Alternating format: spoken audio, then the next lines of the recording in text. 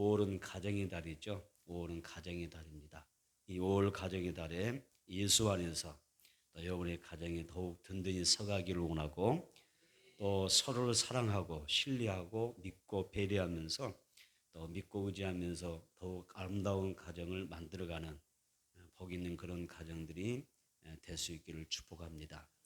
특별히 나와 내 가정, 또 여러분과 여러분의 가정이 천국을 소망하는 그 은혜를 누렸으면 좋겠어요. 무슨 소망? 천국을 소망하는 그 은혜.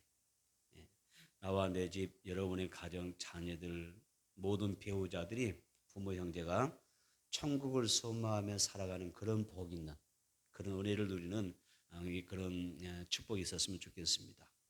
여러분의 후대가 복을 많이 받았으면 좋겠습니다. 찬송가 가사 가운데 천국인을 치소서라는 찬송가 가사 생각나시죠? 천국인을 치소서. 나의 후대가, 나의 다음 세대가 계속해서 이어져 나갈 때에 천국인을 치는, 천국민 되어지는 그런 은혜가 있게 되기를 바라고, 또 내 가정과 자녀들이 번성하고 창대한 그런 은혜의 복이 있기를 원합니다.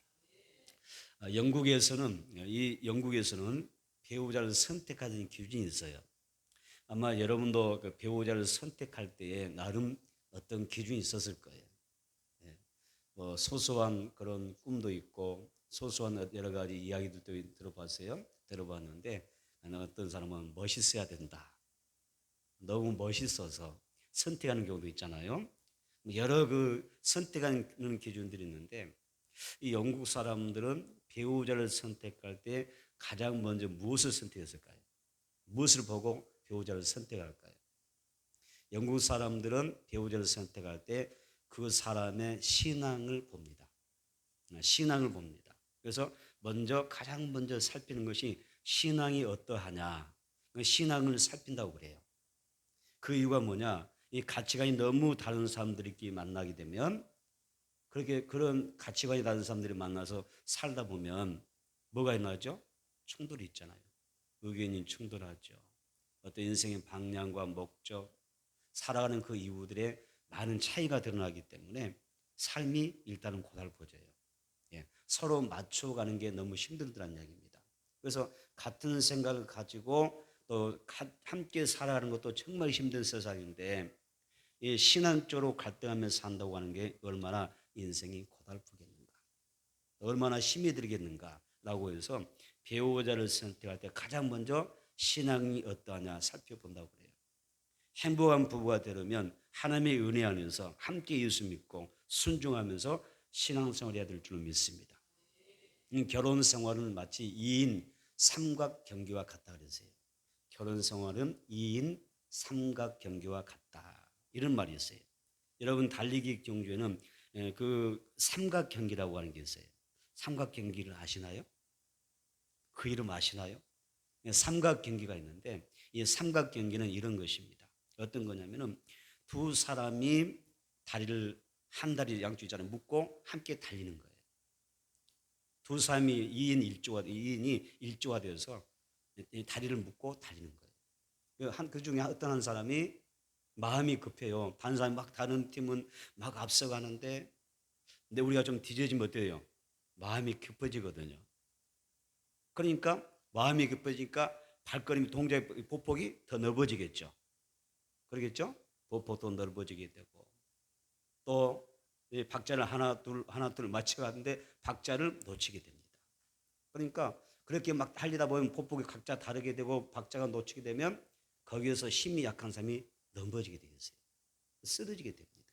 그래서 예로부터 금실이 좋은 그런 부부, 정말 서로의 뜻이 잘 맞고 행복해지는 그런 부부들의 특징이 뭐냐면, 그런 부부를 가르쳐서 삼각 부부라 그랬어요. 1인 여기 뭡니까? 2인 삼각경과 같아서 삼각 부부와 같다.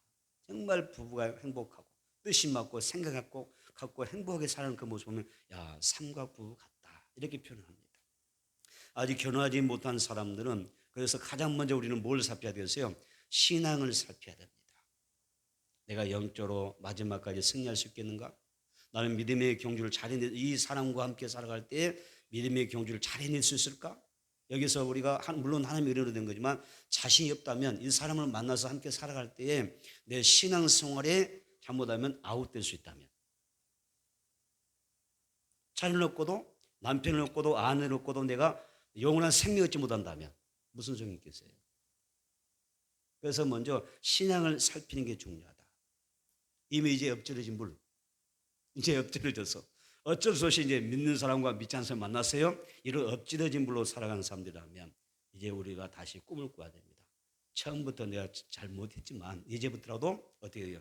신앙으로 화합할 수 있는, 믿음으로 다시 한번 세워질 수 있는 부부 신앙의 그 아름다운 공동체 연합을 위해서 여러분들이 노력하셔야 됩니다. 아멘. 그런 필요가 없습니다. 우리 창세기 한번 성경을 보겠습니다. 창세기 20장 20절을 보겠습니다. 창세기 20장 20절.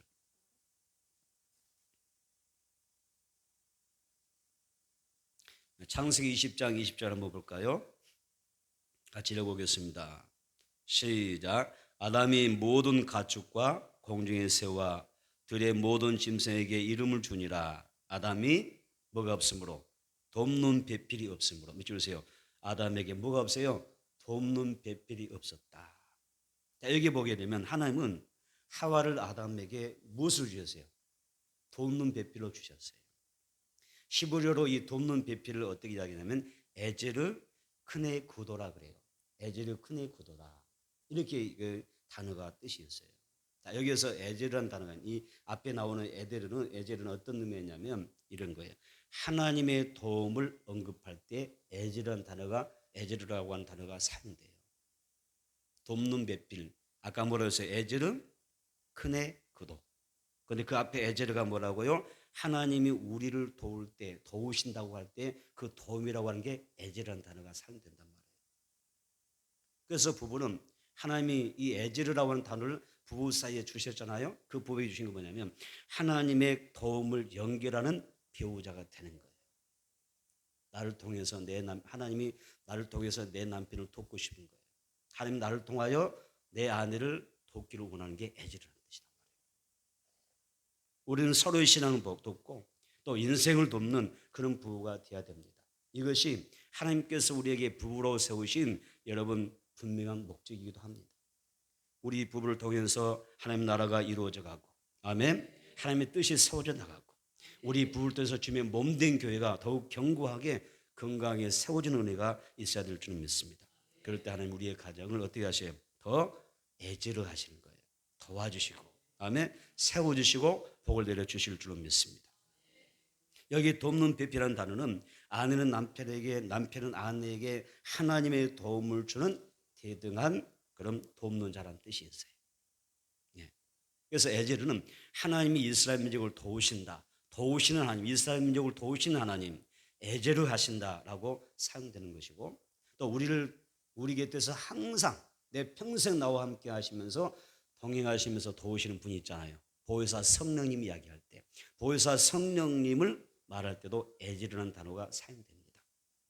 도우신다, 내 곁에서 항상 함께 하시고 나를 도와주신다, 에제르 하신다, 나를 돕는 분이시다, 나를 도우시는 하나님, 나를 도우시는 하나님, 아멘. 그 단어가 에제르라는 뜻이에요. 그런데 그 에제르가 누구에게 정도예요? 부부 사이에 적용되더라는 거예요. 그래서 성경에 말하죠. 내가 그를 위하여 돕는 배필을 지르라, 이렇게 말씀하죠. 그러니까 하나님이 아담에게 화를 돕는 배필로 주신 것은 아담을 돕고 싶어 하시는 하나님의 마음이 담기는 거예요.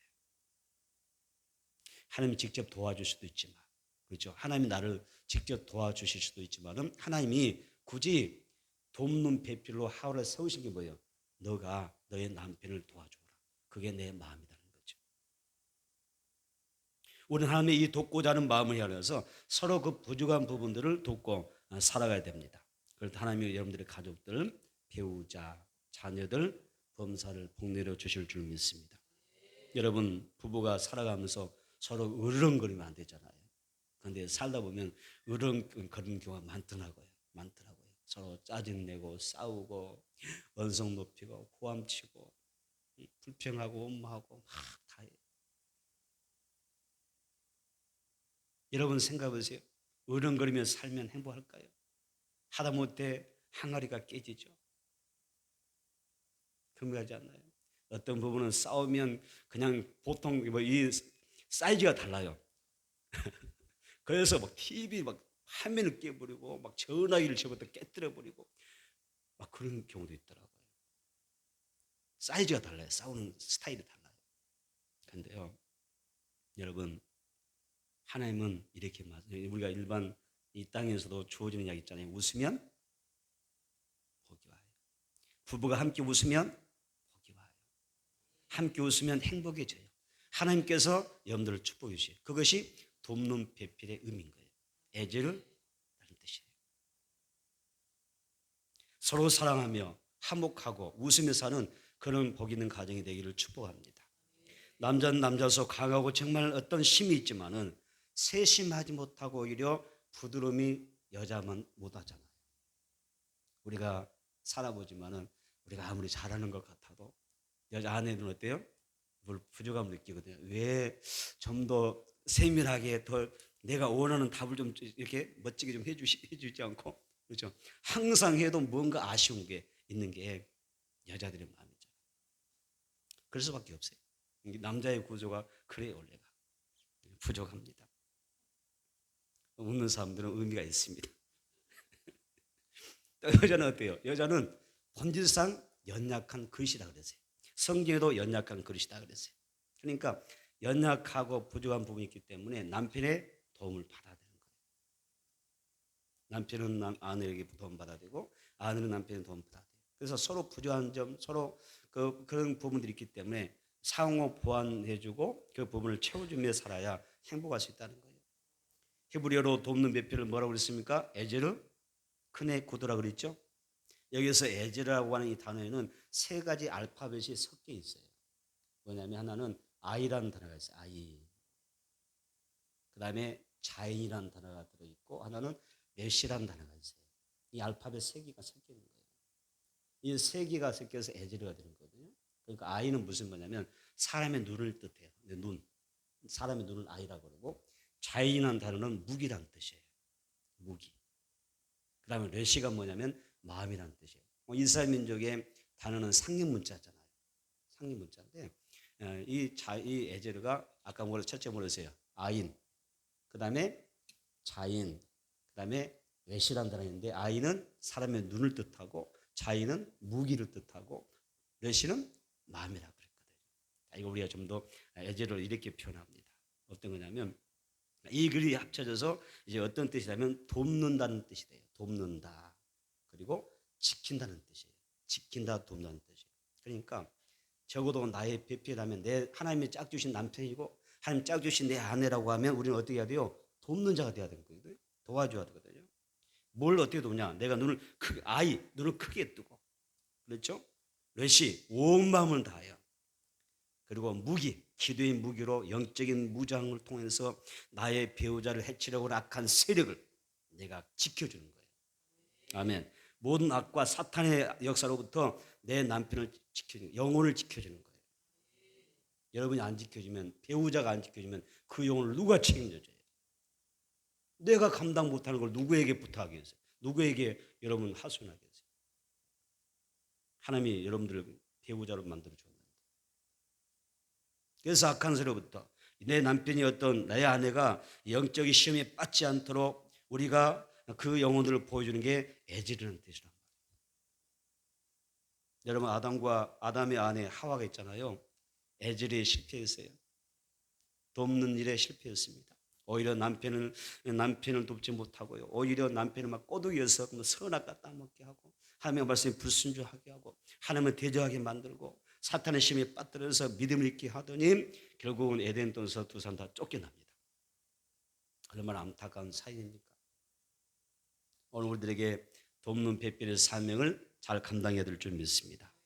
영적 전쟁터에서 우리가 배우자의 믿음을 지켜주는 것, 그 영혼이 신앙생활을 잘할 수 있도록 지켜주는 그게 필요해요. 우리는 강구리에요.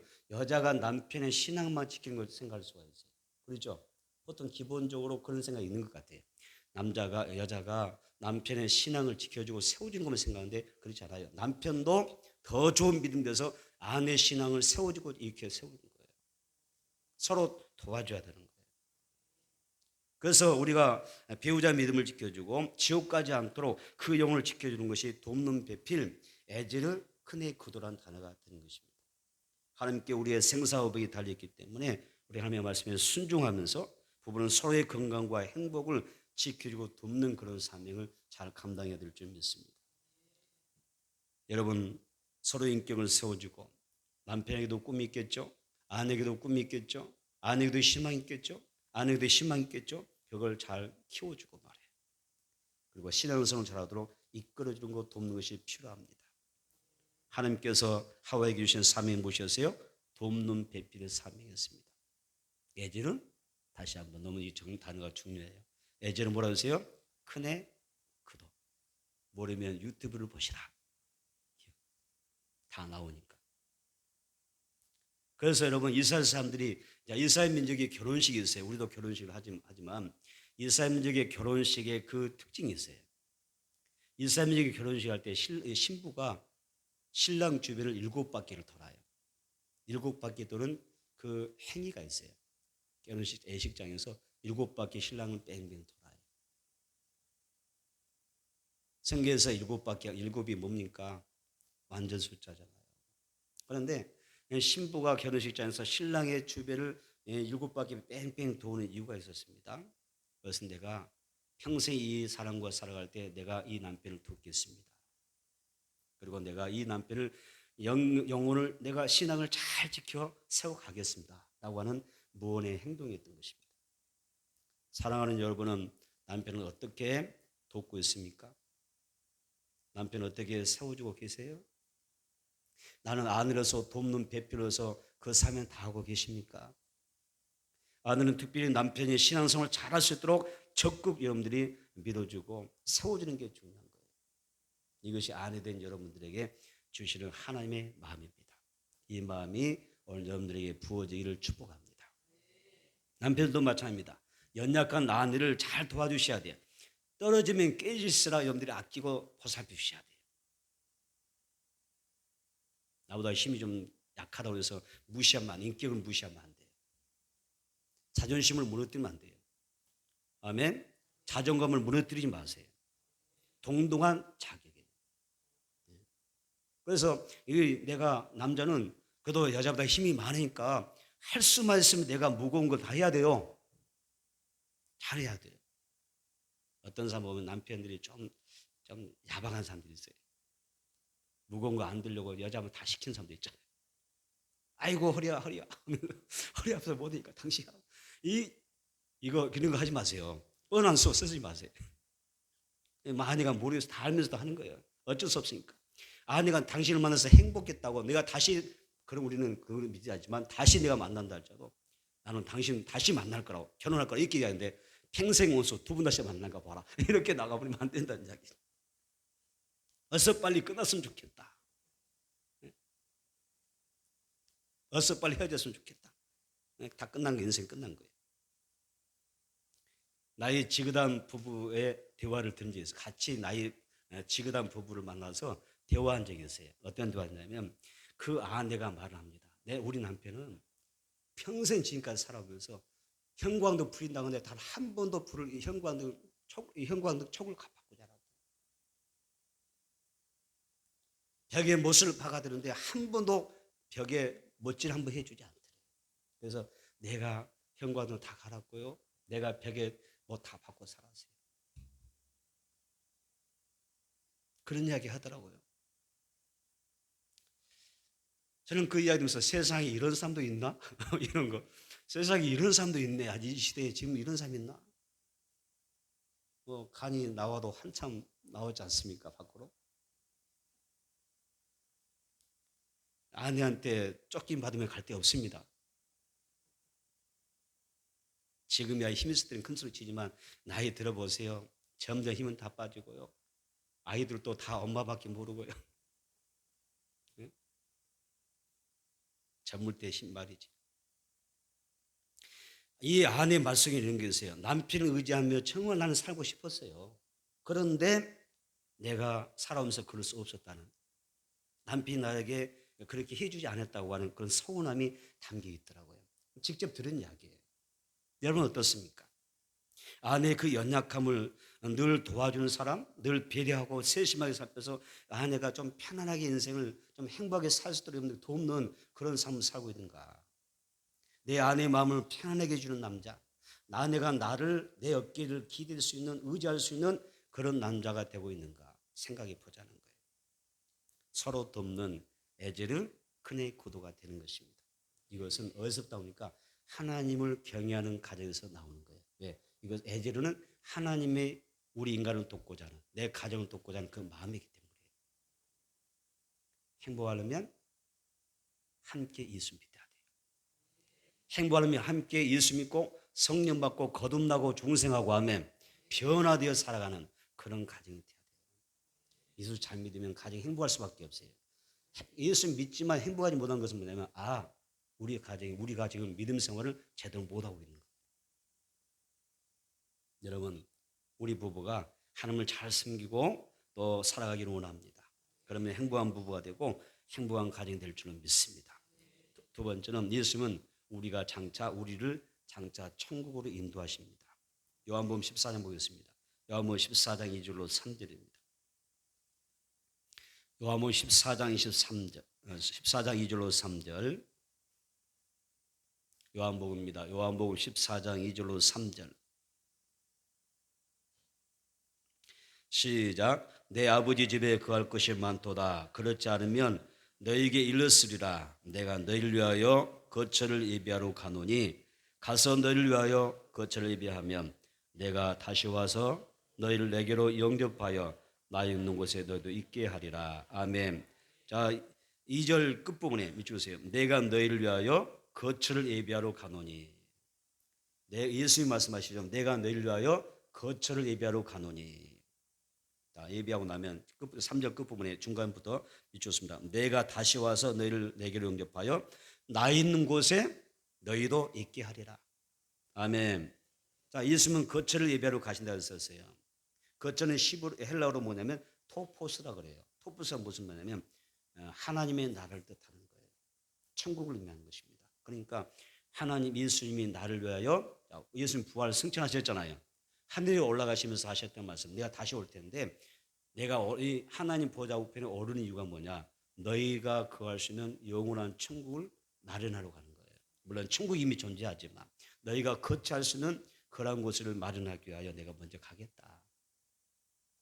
그리고 그 거처가 다 준비되면 내가 너희를 다시 데리고 오겠다. 그리고 내가 있는 이곳 천국에서 너희와 함께 살리라. 이렇게 말씀하는 것입니다. 내가 다시 와서 너희를 내게로 영접하여 나 있는 곳에 너희도 있게 하리라. 자, 이거도 보니까 단수입니까 복수입니까? 너희 복수죠. 그래서 저는 여기에서 이 말씀이 우리 가정을 위한 하나님의 약속인 줄 믿습니다. 또 내 남편과 내 아내에게 주시는 하나님의 언약인 줄 믿습니다. 너만 딱 구원받는 게 아니잖아요. 너만 딱 구원받는 거 아니죠. 나만 예수 믿고 구원받는 거 아니죠. 주 예수를 믿으라. 그리하면 나만, 너와 너의 집이 다 구원받는 거죠. 하나님 가정을 세우셨을 때 내 가족이 다 예수 믿고 구원받는 것, 다 천국에 들어오는 건 이게 우리의 비전이고 우리의 사명인 줄 믿습니다. 우리는 그 사명을 가지고 사는 거예요. 그래서 내 가정에 또 예수 믿지 않는 불신 남편, 배우자 아니면 부모님, 형제 있을 때 이건 우리의 사명. 함께 예수 믿고 천국 가야 될 사명. 이걸 우리에게 주신 줄 믿습니다. 오늘은 부부주의로 지킵니다. 아직도 짝신앙 하잖아요. 그죠? 하신 분 있잖아요. 다 함께 천국에 들어가기를 축복합니다. 오늘 말씀의 제목이 뭐였죠? 천국에 함께 갑시다.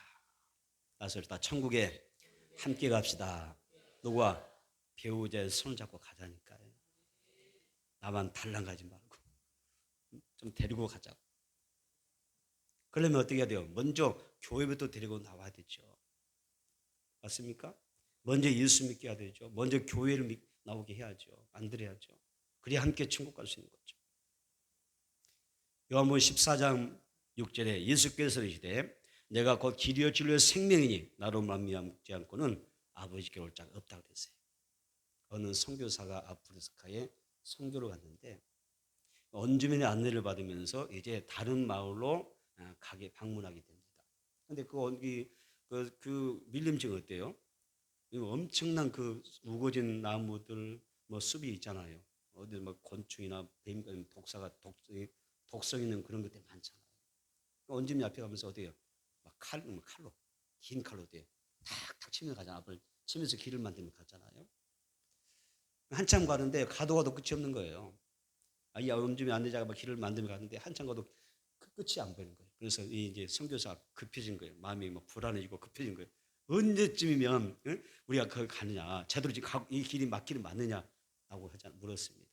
그때 원주민 안내자가 이런 말을 합니다. 내가 길입니다. 그랬대요. 나만 믿으세요. 지금 이렇게 막 이렇게 길을 개척하면서 가잖아요. 뚫고 나가는데 언제쯤 갈 수 있겠느냐, 이 길이 정말 맞느냐라고 하니까 나만 믿으시라고. 내가 길입니다. 그러더라는 거예요. 중요한 것은 어떤 안내자를 만나 가느냐에 따라 달라져요. 운명이 달라지는 줄 믿습니다. 우리 인생길의 안내자가 누굽니까? 예수 그리스도입니다. 예수는 길이요, 진리요, 생명이십니다. 그래서 우리는 예수님을 통하여 가는 것입니다. 하나님께로 가는 것입니다. 믿지 않는 가족들이 있습니다. 배우자가 있습니다. 그런데 믿질 않아요. 그들은 어느 길이 생명의 길인지 사망의 길인지 몰라요. 지금 내가 가고 있는 게 지옥의 문턱을 향해 가는지 천국을 향해 가는지 모른단 말이에요. 영적으로 무지하니까. 영안이 닫혔기 때문에.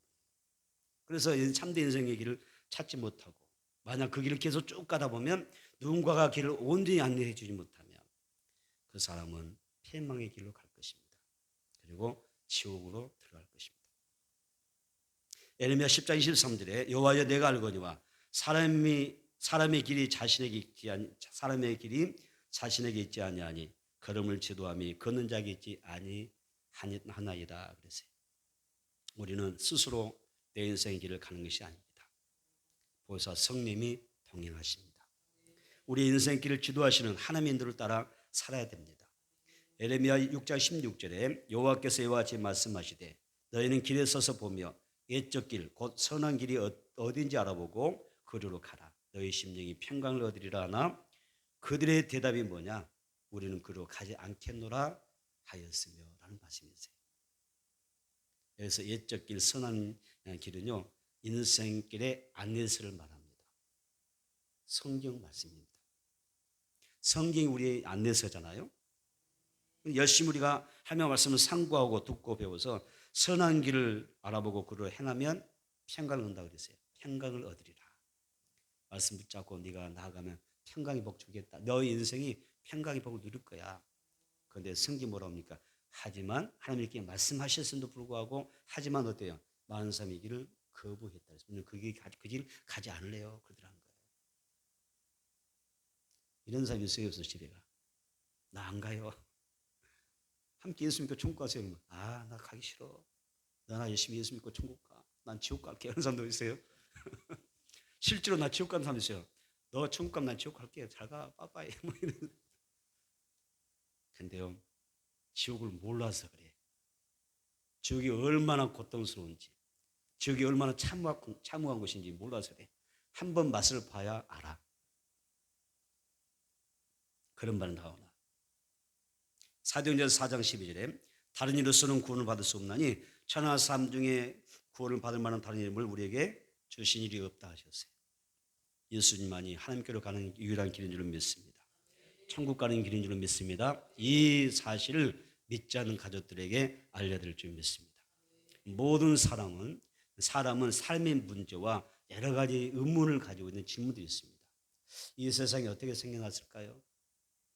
자연스럽게 어느 날 갑자기 뻥 하고 생겨났을까요? 우리는 어디로 와서 또 어디로 가는 것일까요? 또 삶이 죽으면 그 이유는 어떻게 되는 것일까요?